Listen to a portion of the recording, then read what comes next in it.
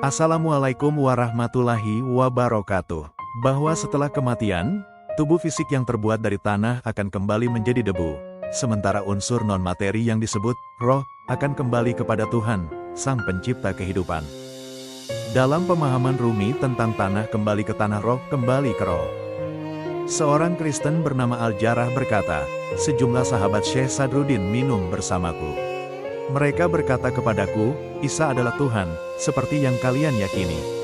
Kami tahu bahwa itulah yang benar, tapi kami menyembunyikannya dan berpura-pura mengingkari itu untuk menjaga keberlangsungan agama kami. Maulana Rumi menjawab, musuh Allah itu telah berbohong. Maha suci Allah, itu adalah perkataan orang yang mabuk oleh anggur setan yang sesat, hina, menjijikkan, dan dibuang dari hadapan Sang Halik. Bagaimana bisa seorang manusia lemah yang lari dari tipuan orang-orang Yahudi dari satu tempat ke tempat lain dan badannya tidak lebih dari 2 zirah, mau menjaga 7 langit yang tebal, tiap langit itu setara dengan menempuh perjalanan 500 tahun, sementara jarak antara satu langit dengan langit lainnya juga 500 tahun, ketebalan tiap bumi juga 500 tahun, dan antara satu bumi dan bumi lainnya 500 tahun. Di bawah singgasana, terdapat lautan yang juga sedalam itu.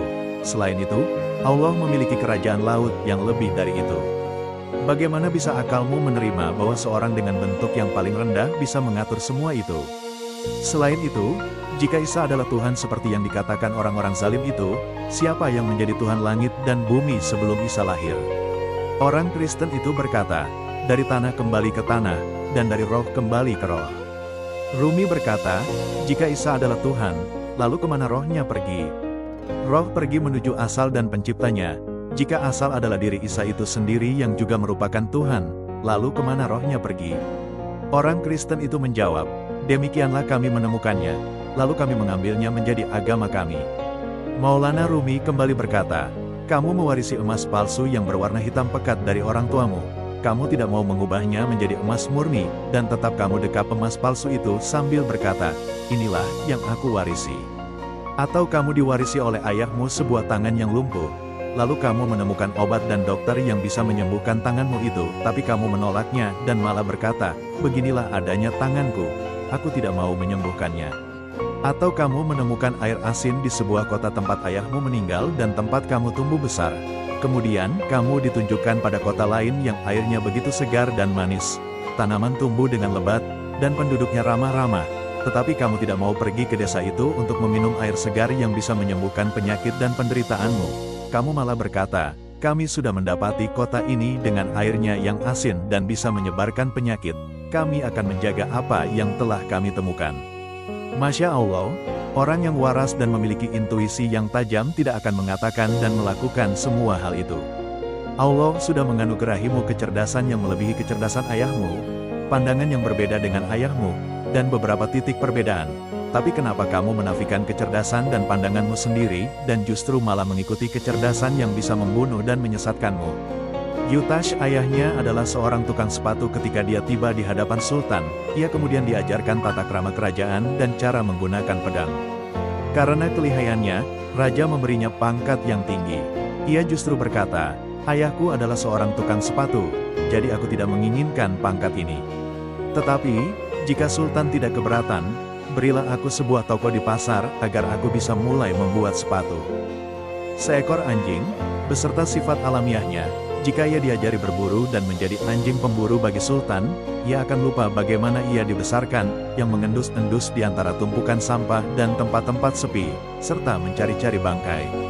Sebaliknya, ia berlari bersama kuda-kuda cantik dan gagah, ikut berburu bersama Sultan. Demikian juga Gagak yang dipelihara oleh Sultan. Ia tidak akan berkata, aku mewarisi dari ayahku tempat tersembunyi di atas gunung dan memakan bangkai, jadi aku tidak akan mengindahkan genderang Sultan dan perburuannya. Jika pikiran hewan saja bisa tertuju pada sesuatu yang lebih baik dari yang diwariskan orang tuanya, maka betapa sialnya manusia di muka bumi yang diberi keutamaan akal dan kemampuan membedakan yang baik dan yang buruk, tapi justru cara berpikirnya lebih rendah dari binatang. Kita berlindung kepada Allah Subhanahu wa Ta'ala dari semua itu. Adalah benar bahwa Isa diberi kehormatan oleh Allah dan menjadikannya sebagai orang dekatnya. Siapa yang melayaninya, berarti ia melayani Allah, dan siapa yang patuh kepadanya, berarti ia patuh kepada Allah. Akan tetapi jika Allah mengutus seorang nabi yang lebih utama dari Isa dan dari bisa mewujudkan sesuatu dengan tangannya seperti yang bisa diwujudkan oleh tangan Isa, bahkan lebih, maka wajib bagi kita untuk mengikuti nabi yang baru diutus ini semata-mata karena Allah, dan bukan karena nabi itu. Tidak ada yang patut disembah kecuali Allah, dan tidak ada yang patut dicintai kecuali Allah. Selain Dia, tidak ada patut dicintai. Dan bahwasanya kepada Tuhan mula kesudahan segala sesuatu.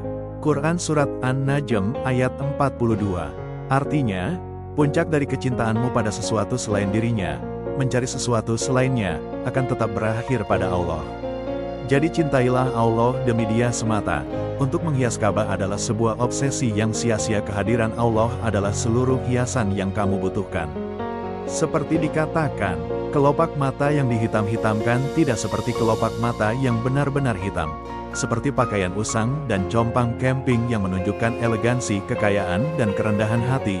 Demikian pula pakaian-pakaian yang sangat bagus dan indah menunjukkan kedudukan, keindahan, dan kesempurnaan para fakir, orang yang merasa miskin di hadapan Allah.